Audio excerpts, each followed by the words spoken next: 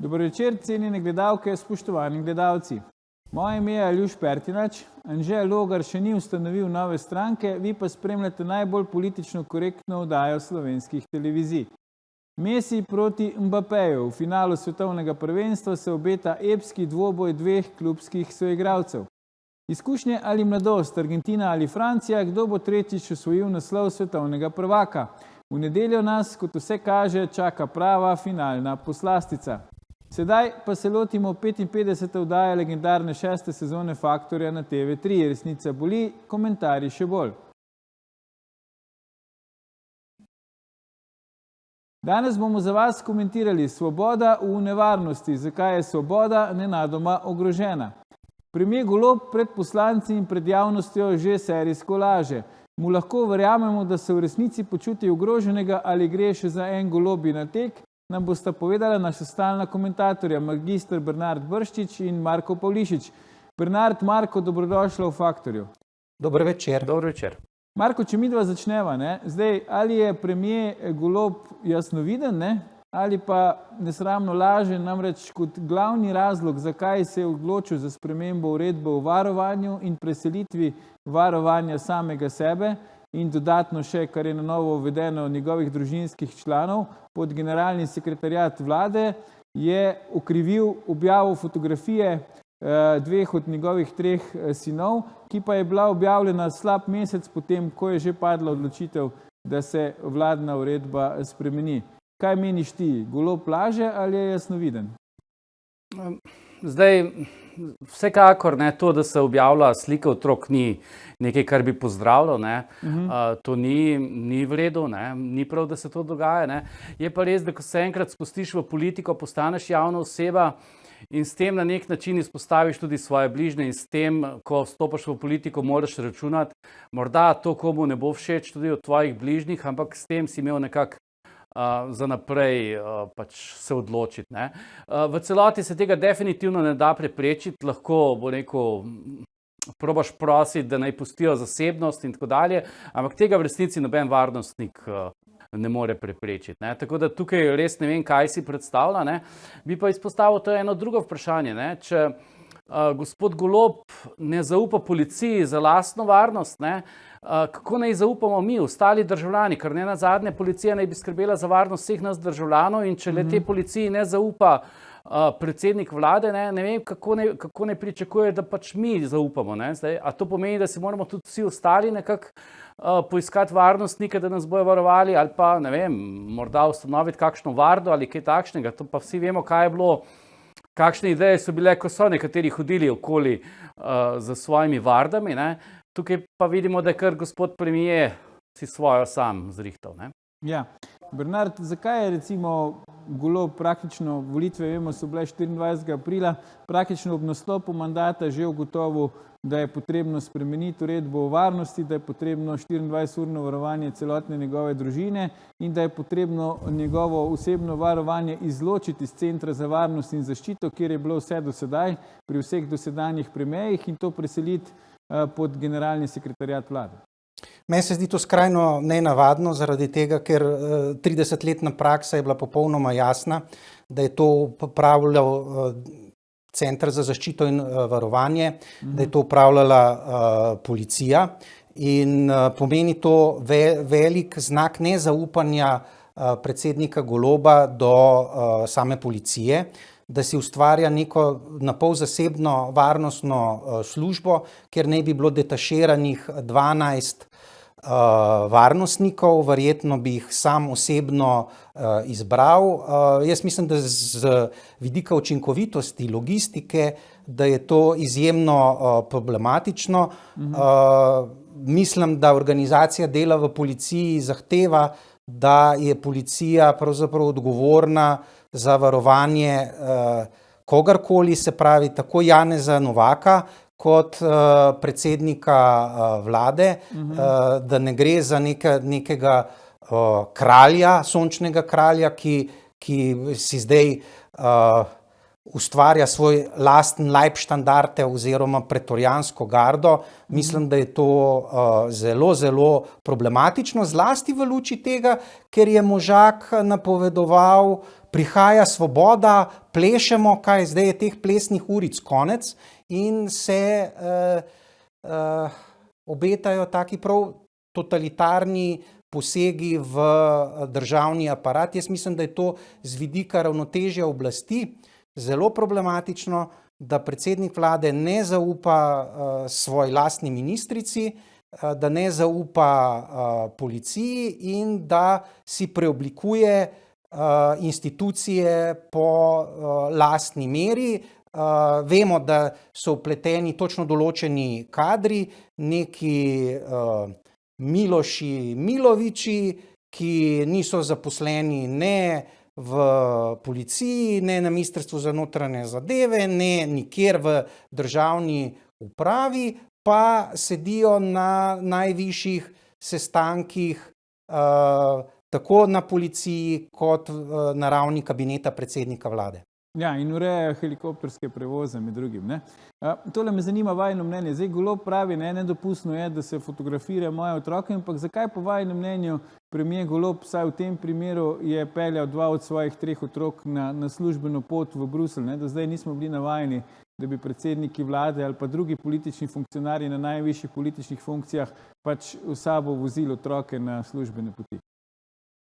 Očitno je pozabil na star slovenski pregovor, služba je služba, družba je družba. Zdaj, načeloma bi lahko gledali tudi z naklonjenostjo na to gesto, ne, da pač kot družinski človek želi več časa preživeti s svojimi otroci. Ampak to, kot sem že rekel, ne, to nosi s sabo tudi neke posledice, ki se jih mora tukaj zavedati, in vprašanje, koliko je dejansko kvaliteten ta čas, ki ga potem preživi v nekem hotelu z otroki, in ja, seveda jih na ta način tudi izpostavlja. Tako da, po mojem, je to naredil enkrat, je videl, da pač to ni dobra ideja, in vprašanje, če bo to še nadaljeval, ne. Ja, Bernard. No, meni se zdi to zelo sporno, da ti mešaš svoje službene obveznosti z zasebnimi in se potem pritožuješ, če se v medijih pojavljajo takšne fotografije. Vkolikor bi šlo recimo za obisk nekega egejskega otoka, potem bi človek se vprašal, v redu, da gre za poseg v zasebnost, ampak kakor vem, je v tem primeru šlo za njegov uradni obisk v Bruslju, kjer sta ga spremljala 2 ožja družinska člana, otroka, in meni je to precej neokusno, kot rečeno, ker se mi zdi korektno, da ločuješ zasebno in javno življenje, kar pa zlasti potem, da se začneš pritoževati, zakaj mediji potem objavljajo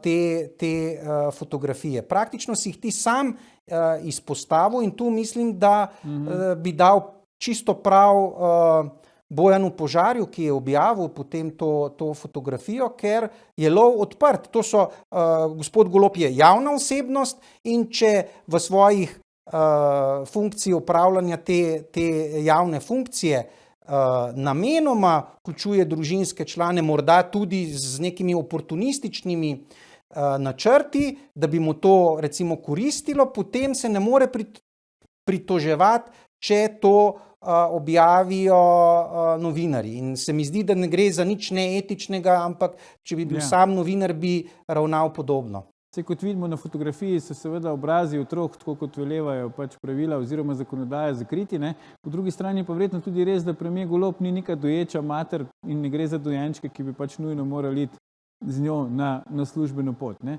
Zdaj, Marko, Bernard, slovenska policija je pojasnila v izčrpnem pojasnilu, ne, ki ste ga za kratek čas videli tudi na zaslonu, gledalke in gledalci, da pač se fotografiranja javnih oseb v javnem prostoru ne da preprečiti. Zdaj, to se mi zdi že samo po sebi, ne, nekaj, kar bi pač lahko držalo, ne, ampak očitno premier Golob s tem ni bil zadovoljen. Kakšno je vajino mnenje? Zdaj, kako bi lahko policija ali pa kdorkoli drug preprečil, da se javne osebe na javnem prostoru fotografira? Jaz dam težko strokovno boljšo oceno, kot je dala sama policija, tako da jim kar zaupam glede tega, ne. Se pa moram vprašati, zakaj mi sploh o tem govorimo tukaj, ne. Govorimo o tem zato, ker je pač bil predsednik vlade na zagovoru v parlamentu v okviru poslanskih vprašanj, kjer so mu postavili par zoprnih vprašanj in kot razlog, zakaj je bilo potrebno menjati politiko varovanja, je pač navedel to fotografijo, ne. Zato je zdaj, bom rekel, debata o tej fotografiji, ker je to zgleda edini razlog, zakaj so šli v to menjavo, ne. Nobenega drugega si pač niso mogli spomniti in zdaj je to kar naenkrat sporno, ne. V resnici, če ne bi bilo, bom rekel, vseh teh ostalih povezanih zgodb oziroma vprašanj, na katere pa ni želel odgovoriti, ne, verjetno o tem tudi ne bi razpravljali. Ja, ampak mi pa bomo še o tem naprej razpravljali, vendar po oglasih, tako da ne nam uiti gledalke, gledalci, se vrnemo po oglasih, ko nadaljujemo s komentiranjem, zakaj je naenkrat ogrožena svoboda. Ostanite.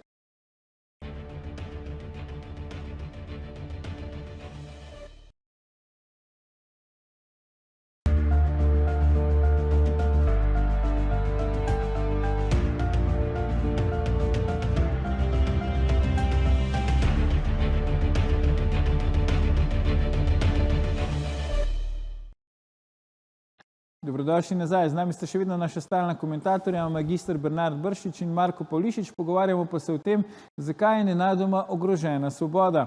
Bernard, predno smo šli na oglase, smo ostali pri pojasnilih premierja, ne? Kako se on ne počuti varnega in kaj vse je treba narediti za to, da se bo počutil varnega, ampak nekako smo pričakovali, posebej po tem, kar so najvidnejši predstavniki Gibanja Svoboda govorili pred in po volitvah, da bo zdaj zavladalo pač neko zelo svobodno obdobje, ne, v katerem bomo lahko vsi brez strahu, tudi oni, ne, najvišji predstavniki države se gibali prosto po Sloveniji. Očitno se je to nekaj čez noč spremenilo. Kaj ti praviš na vse to?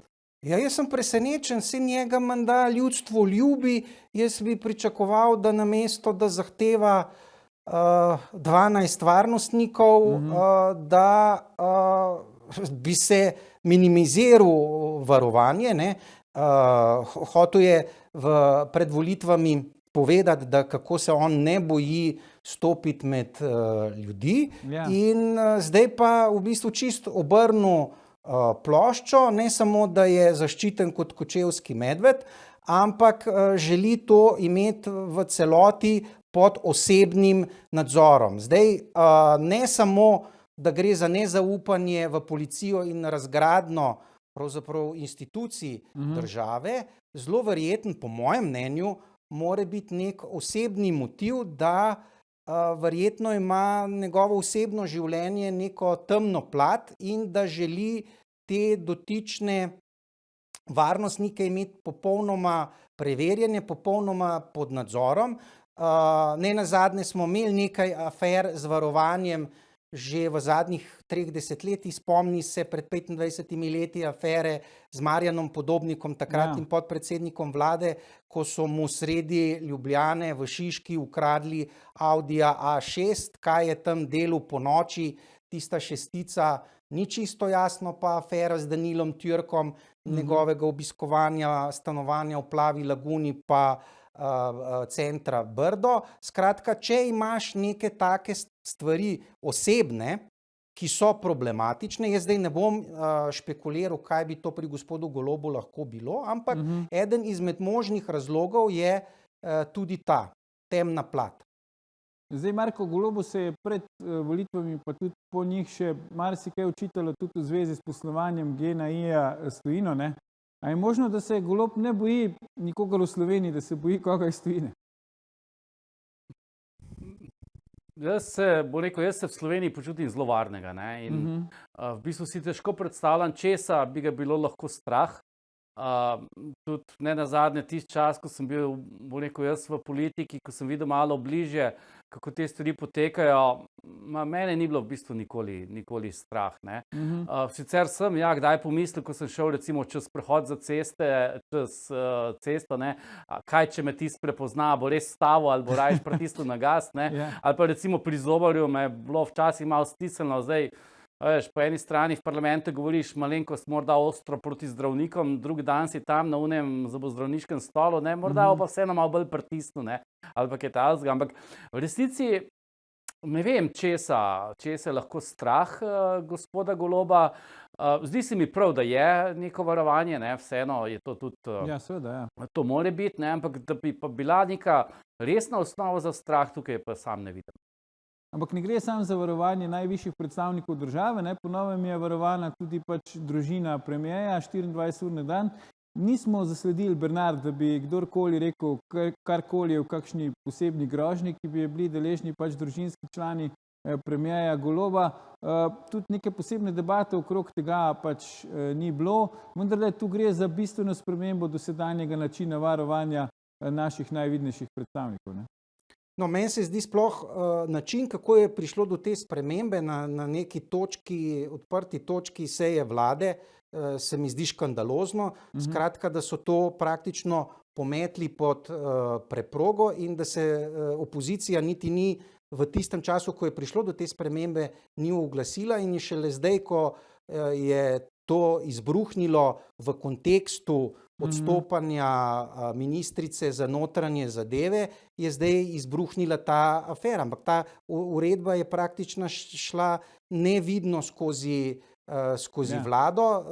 Tudi noben iz strokovne javnosti se takrat ni oglasil. Jaz bi pričakoval, da etični policisti, ne, zlasti taki stari mački bi vendarle morali dvigniti glas, pa tudi pravniki, da gre za zelo problematično spremembo, ki po mojem nima nekih razumnih razlogov. Jaz ekonomskega razloga ne vidim, zakaj bi ta detašma teh 12 varnostnikov osebnih gospoda Goloba izvedel na sekretariat vlade. Je pa res, da v neki smeri so spremembe šle že za časa Mira Cerarja, ko si je gospod Cerar umislil BMW-ja 740 XD, takrat, ko je nova sedmica leta 2015 prišla ven, ko bi moral to pravzaprav Center za zaščito, ki zagotavlja tudi tehnična sredstva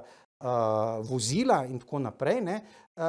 Tako da do tega rušenja je deloma prišlo že v preteklosti, ampak ne na ravni praktično institucionalnih sprememb. Zdaj, ni pa Marko premier Golob edini, ne, izmed vidnejših politikov Gibanja Svoboda, ki se počuti ogroženega, ne. Ta teden nas je s tem razsvetlil ali pa presenetil tudi podpredsednik vlade oziroma minister za zdravje Danijel Bešič Loredan, ne. On tudi pravi, da so pritiski taki, da če ne bi imel 24-urnega varovanja, se pač tega ne bi šel. Zdaj, nismo navajeni, da bi ministri za zdravje bili pri nas tako ogroženi, da bi morali imeti 24-urno varovanje. Zakaj po tvoje, minister Loredan, imaš kakšno idejo, zakaj je on tako pod pritiski zdaj? Kakšni pritiski so to, pač, da če ne bi ga varovali, bi že zdavnaj odstopil? To v bistvu se mi zdi precej bolj problematično kot tisto s predsednikom vlade, ker gospod Loredan je tukaj zelo jasno povedal, da bi on že odstopil, če ne bi imel varovanja, kar pomeni, da tukaj je res moralo priti verjetno do nekih osebnih pritiskov ali celo groženj, ne? Ampak zanimivo je pa, da o tem nismo nič slišali, ne? Kaj konkretno bi to bilo, ne? Spomnimo se tudi, da eden izmed predsedniških kandidatov, ne, je govoril, da je odstopil od kandidature zaradi pritiskov in tako dalje, ne. Tako da, če to povežemo, očitno se v Sloveniji nekaj tu dogaja, da so nekateri ljudje zelo ogroženi. Jaz sicer znal bi najti razloge, zakaj bi se lahko gospod zdravstveni minister počutil ogroženega, ampak po drugi strani zaenkrat še ni nič naredil, da bi se lahko počutil ogroženega, ne. Recimo, če bi on resno pristopil k reševanju zdravstvene problematike, če bi probal pač odrezati tiste, ki na tem področju baje kar mastne profite delajo, ne, če bi tiste probal odrezati, potem razumem, da bi verjetno kdo ga probal ogroziti, ne, ampak on ni še nič takega naredil, nič takega ni pokazal, tako da ne vem, če je to res pravi razlog. Ne. Je pa vsekakor zaskrbljujoče, če minister izjavi, ne, da bi že odstopil, če ne bi imel varovanja. Ne. To kaže, da v državi pač ni ravno svoboden. Ne. Bernard, ti si bil kratek čas v karieri tudi državni funkcionar, veš, da državni funkcionarji nimajo določenega delovnega časa, se pravi, pač državni funkcionar si praktično ves dan. Zdaj minister Loredan, ne, dela tudi kot zasebnik, tudi v tistem času očitno ima varovanje, če ima 24 ur varovanje. Kako ti to komentiraš? Se da sploh vse te različne vloge potem usklajevati ali ne? Jaz mislim, da je zelo težko, da si zelo. Jaz ga sicer razumem kot zdravnika, da želi ohraniti stik z profesijo, ker v nasprotnem je verjetno vrnitev v zdravniške vrste nekoliko otežena. Nemogoča. Ampak je problem pa tega, dan ima samo 24 ur, a veš. In močno dvomim, da si ti lahko dober minister, dober kirurg, dober zdravnik hkrati, kaj ti breme, mislim, da razmere v slovenskem zdravstvu zahtevajo človeka 24 ur na dan in ne neko dvoživko, ki malo popoldne še motovili v zasebnem sektorju. Tako da se mi zdi to nasploh zelo problematično in bi se zlasti kot minister po mojem moral tega otepati. No, ko že govorimo o odstopih, ne, odstopila je zaenkrat samo notranja ministrica, tudi ona zaradi pritiskov, ampak bistveno drugačnih od teh, o katerih govorita Golob in Bešič Loredan. Poglejmo, kaj je navedla kot razlog svojega odstopa v Državnem zboru.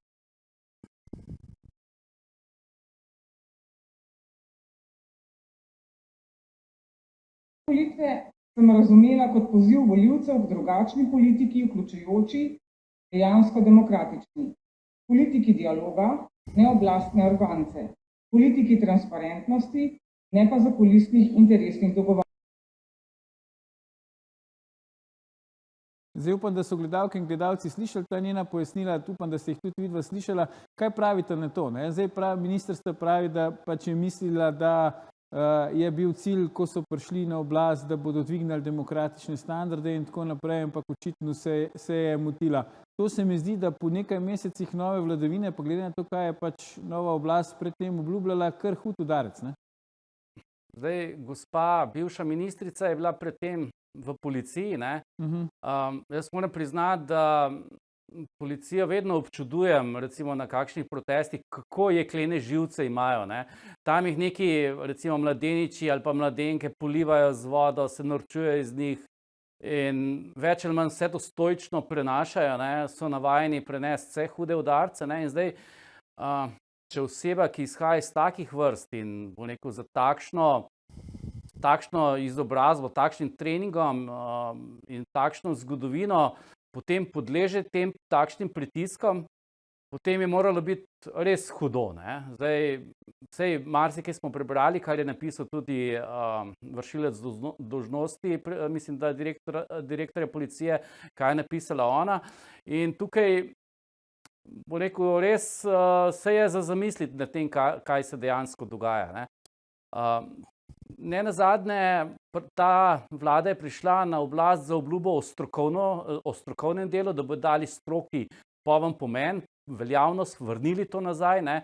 In če kdo drug, potem je ona tukaj predstavnica stroke na tem področju in zdaj izgleda, da to pač več nič ne šteje, ne? Tako da mislim, da bo tukaj predsednik vlade imel kar težko delo, da bo to dejansko pojasnil in upravičil za naprej, ne? Ja, Bernard, kaj ti bi dodal k temu, kar je povedal Marko?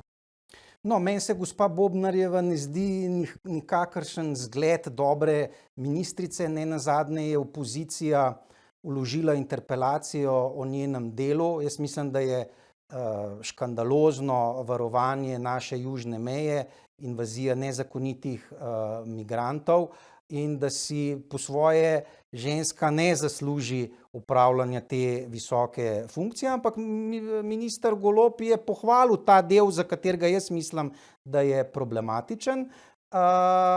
On je verjetno izgubil zaupanje zaradi tega, ker si je želel na tem mestu imeti upogljivo osebo, tako rekoč, da bo lahko sam nadzoroval delo policije, se vpletal v konkretne postopke. Nenazadnje je verjetno tudi sam, špekuliram, predmet kakšnega predkazenskega postopka glede njegovega direktorovanja v GEN-I-ju in je lahko to razlog. Mislim pa, da v ozadju vendarle potekajo neki strukturni premiki na levici, da ta mandžurijski kandidat Golob ni po volji teh akterjev globoke države, ker se je po mojem pretirano osamosvojil. In recimo signal, da je gospa Marta Kos izstopila, ne samo takrat odstopila od kandidature, ampak tudi izstopila iz stranke, kažejo na to, da bo imel gospod Golob velike težave v letu 2023 ohraniti svoje premiersko mesto. To ne pomeni, da napovedujem zaradi teh nasprotij na tranzicijski levici, da bo prešlo do predčasnih volitev, daleč od tega, ampak mislim pa, da bo zelo težko ohranil pozicijo premierja. Na to me napotujejo recimo tudi to, da so se mnenjski voditelji levice v dobršni meri postavili na stran gospe Bobnarjeve, ker do sedaj je kot maziljenec pač užival tako rekoč brezpogojno podporo Golob in je čisto možno iskati v tem, da je nekaterim akterjem zrasel čez glavo. Zakaj? Je pa drugo vprašanje verjetno tudi predmet psihološke analize njegovega stila vodenja, ki po mojem skrajno problematičen. Če čisto jezikovno analizo njegovih nastopov omenim recimo, da vedno govori v ednini, jaz, kot da sem država jaz, se pravi neinkluzivna retorika, potem mogoče, da mu ni čisto jasno, da direktorovanje podjetju, kot je GEN-I, ni čisto isto kot predsednikovanje vladi, če ravno ima izjemno, recimo stabilno strukturo sestave vlade, take nismo imeli v zadnjih 30 letih in za tega del jaz tudi trdim, da recimo predčasnih volitev ne bo, da bo pa čisto utegne se zgoditi, da bo v naslednjem letu prišlo do poizkusa morda zamenjave gospoda Goloba. Marko, enega vidika se moramo še po moje dotakniti, nismo se še posebej, malo smo ga že omenjali, no? To je ta pač famozni gospod Miloš Njegoslav Milović, nek zasebnik, ki očitno tako premier Golob kot tudi minister za zdravje Bešič Loredan data zelo veliko na njegovo mnenje o varnosti. Minister Loredan je povedal, da je na njegov nasvet so prestavili njegovo pisarno na ministrstvo, karkoli že to pomeni. Pri predsedniku vlade očitno je imel še pomembnejšo vlogo, se je dogovarjal za neke helikopterske prevoze, pa v.d. direktorja policije je rekel, da je odgovoren za premierjevo varnost in tako naprej. Zdaj, nismo navajeni, da najvišji predstavniki države se obračajo na neke zasebnike, če pa že, pa da pač z njimi niso v nobenem pravno-formalnem odnosu, ker zmeraj poudarjajo, da on to počne zastonj, da nima nobene pogodbe, nihče ga za to ne plačuje, on očitno gre za nekega dušebrižnika, kaj jaz vem, ki to dela. Po drugi strani pa vemo, nepravnomočno je obsojen na 2 leti zapora zaradi poslovne goljufije, omenja se ga v zelo problematičnih zgodbah. Take stvari bi človek pripisal kakšni drugi državi, ne pa recimo Evropski Sloveniji. Če najprej začnemo z gospodom Loredanom, zdaj, zakaj potrebuje varovanje? Danes so bili že protesti povezani z zdravstvom, ker stanje je alarmantno, veliko ljudi je brez osebnega zdravnika in zdaj, če ta zadeva eskalira, bo verjetno res potreboval varovanje. Zdaj, če grem pa do tega omenjenega gospoda, mislim, da leta 2013 ali 2014 smo sprejeli v Državnem zboru zakon o delu na črno, kjer smo nekako eksplicitno definirali, da je delo na črno lahko tudi, če ni plačano. Kar pomeni v tem primeru, če je prišlo do svetovanja, pa zato ni bilo nobene pogodbe, nobenega plačila, očitno gre za delo na črno. Zdaj, a si lahko predsednik vlade dovoli, da ima pač svetovanje nekoga na črno, ali pa celo minister za zdravje in to oba dva nekako priznavata, potem je to sporno najmanj iz tega vidika.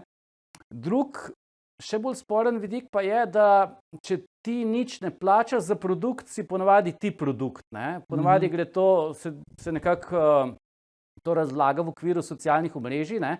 Če ti ne plačuješ recimo za Twitter ali pa ostale zastonjske storitve, Gmail in podobne, ne? Ponavadi to pomeni, da tisti, ki to ponuja, ne, ti to zaračuna na drug način oziroma zaračuna nekomu drugemu in jim proda tvoje podatke ali kaj podobnega. Ne. Tako da, če je ta gospod tukaj svetoval zastonj in to vsi potrjujejo, ne, potem se moramo vprašati, kakšno bo indirektno plačilo za to delo. Ne. Verjetno še precej više, kakšno pa bo in v kakšni obliki, to je pa tisto, kar bi bilo potrebno raziskati. Ne. In tukaj imamo za to ustrezne inštitucije in mislim, da bi bilo potrebno aktivirati, ker definitivno to, da nekdo iz nekih človekoljubnih namigov, človekoljubnih zgibov svetuje predsedniku vlade, ne vem, kako naivan pa moraš, da to verjameš. Ne? Malenkost me to spominja recimo na tisti Toninov tovornjak z maskami. Ne? Ja. Veš, takrat, ko nikjer ni dobiti za mask, se najde nekdo, ki ti ponuja cel tovornjak mask, ne? In zdaj ti to naivno verjameš, da imaš ravno ti to srečo, ne? Da so ti to našli takrat in greš to veselo razbobno. Mislim, da bi ljudje na takšnih položajih morali premoč malo več nekega razuma in vsaj biti tiho, pomisliti, počakati, videti, kam zadeva pelje in potem šele to razbobnati. Ne? Tako da ne vem, meni to zastonjsko svetovanje, pa priznavam predsedniku vlade, da si lahko za svetovalca vzame kogarkoli že, ampak naj bo to na transparentno, naj bo popolnoma jasno, koliko to stane in pač kaj je v ozadju. Ne. To, če je nekaj zastonj, so neke skrite cene. Pričemer je na Centru za varnost in zaščito 250 ljudi, ne, se pravi, kateri zasebnik je lahko boljši od 250 ljudi. Kariernih policistov je tudi drugo vprašanje. Ampak Bernard, zdaj Golob, Bešič, Loredan nista pravnika po izobrazbi, recimo, da pustimo bolj ohlapna pravila glede tega, kako dojemata pravne predpise. Po drugi strani imamo pa predsednico Državnega zbora, bivšo sodnico Urško Klakočar Zupančič, imamo pravosodno ministrico Dominiko Švarc Pipan, ne, te dve pa sta pravnici, imata tudi visoko mnenje o svojem pravnem znanju, ki ga pač pogosto tudi delita z javnostjo.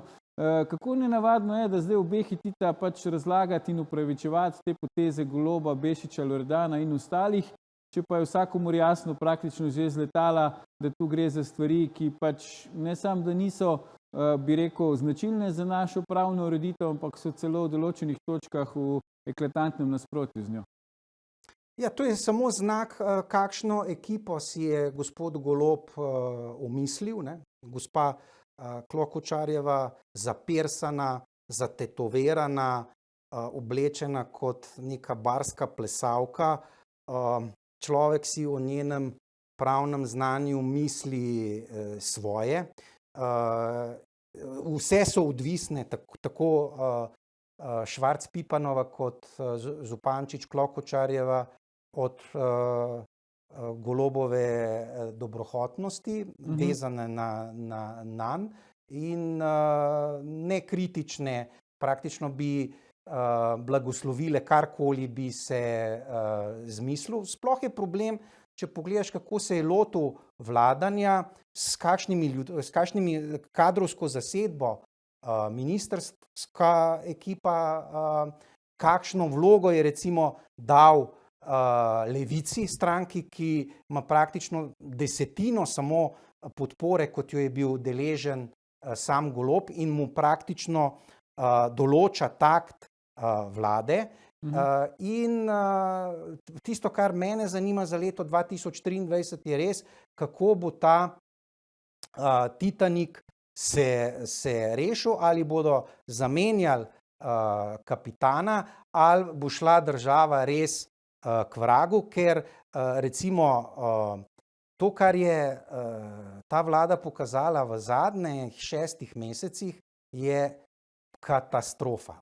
Pa je to pravzaprav ta uredba in to njegovo laganje še pravzaprav opomba pod črto. Razpadanje zdravstvenega sistema, potem katastrofalna javna finančna situacija, o kateri se tako rekoč ne govori zaradi medijskega molka, da bomo imeli tako rekoč za milijardo večji proračunski primanjkljaj, dokapitalizacija holdinga Slovenske elektrarne za pol milijarde evrov, potem to, da namesto, da bi se upokojencem januarja pokojnine zvišale, se jim bodo znižale.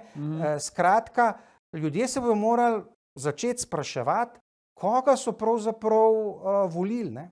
In ali je to pravzaprav takšne politike, če so vzdržne, ne? Da praktično nobene ekonomske logike v ukrepih vlade napovedujejo dvig, naprimer obdavčitve najemnin nepremičnin, hkrati pa obljubljajo, kako se bodo najemnine znižale. Dobesedno mislim, kot da je ravno zemljaši, se pravi o ekonomiji nimajo treh čistih in hkrati pa vstopamo v izjemno zahtevno ekonomsko situacijo, napoveduje se globalna recesija, dostopnost do poceni kreditov za financiranje proračunskega primanjkljaja se bo v naslednjem letu bistveno poslabšala, tako da po mojem se že brusijo, kot rečeno, brusijo noži, ampak nimam uvida v dogajanje na levici, kakšna bo rešitev, ampak resno se bodo morali zamisliti, ali s takim kapitanom to ladjo možno še sploh rešiti. Ja, mogoče pa smo danes v današnji oddaji oziroma sta ponudila tudi kakšen odgovor na to, zakaj je svoboda kar naenkrat ogrožena. Magister Bernard Brščič, Marko Pavlišič, najlepše hvala za vajine komentarje. To je bil o tem, zakaj je svoboda v nevarnosti, že 811. faktor na TV3. Jutri bomo za vas komentirali, ali bo civilna družba Golobov pogubo. Ne zamudite, predvsem pa ne pozabite, ni vseeno, kdo kaj reče.